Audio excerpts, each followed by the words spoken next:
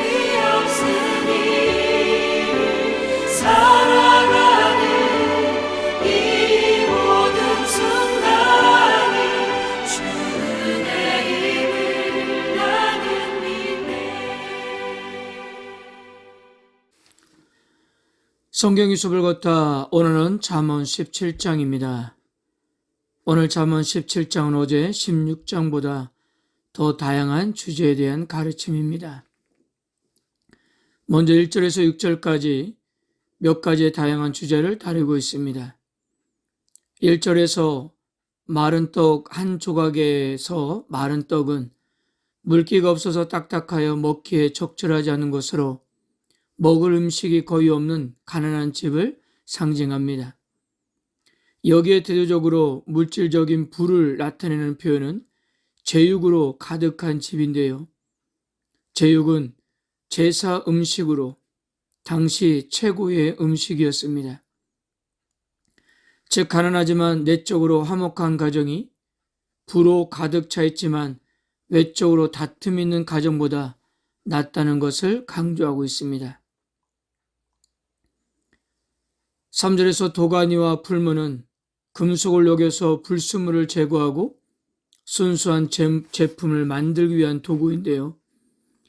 최상의 가치를 지닌 금과 은도 용광로를 지나서 불순물이 제거되어야 가치를 지닌 상품이 됩니다. 즉 사람들의 순도도 역경을 통과했을 때 순도가 높아져 더더욱 여호와를 의지하게 된다는 것입니다. 6절에서 손자를 노인의 면류관으로 설명하는데요. 16장 31절처럼 노인은 공의로운 행위에 대한 보답이며 축복이며 존경의 대상으로 표현되었습니다. 여기에서 손자까지 본다는 것은 노인에게 있어서 대단한 축복으로 면류관을 얻는 것과 같다는 것입니다. 그리고 자식의 입장에서 부모 역시 그들의 자랑이고 긍지라고 이렇게 표현했습니다.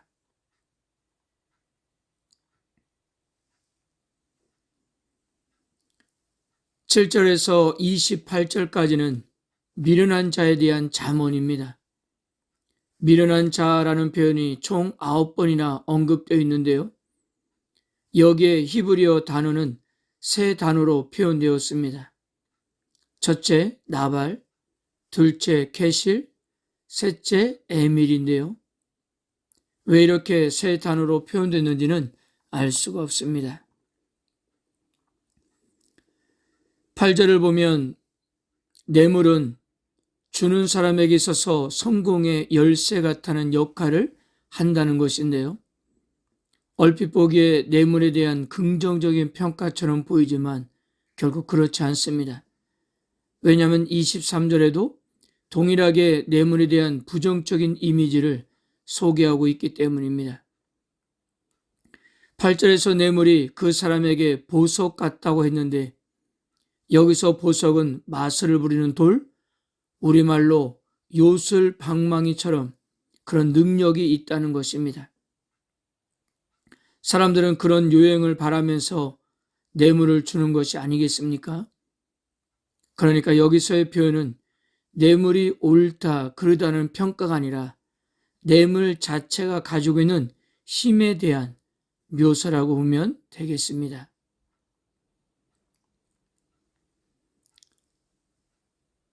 12절을 보면 미련한 자를 만났을 때 위험을 경고하고 있습니다.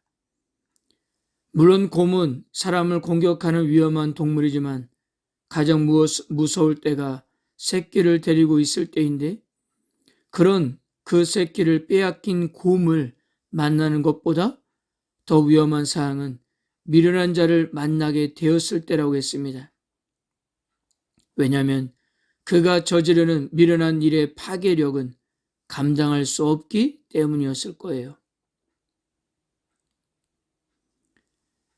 13절의 말씀보다 한 단계 더 나아가 사도 바울은 다음과 같은 말을 했습니다. 아무에게도 악을 악으로 갚지 말고 모든 사람 앞에서 선을 도모하라.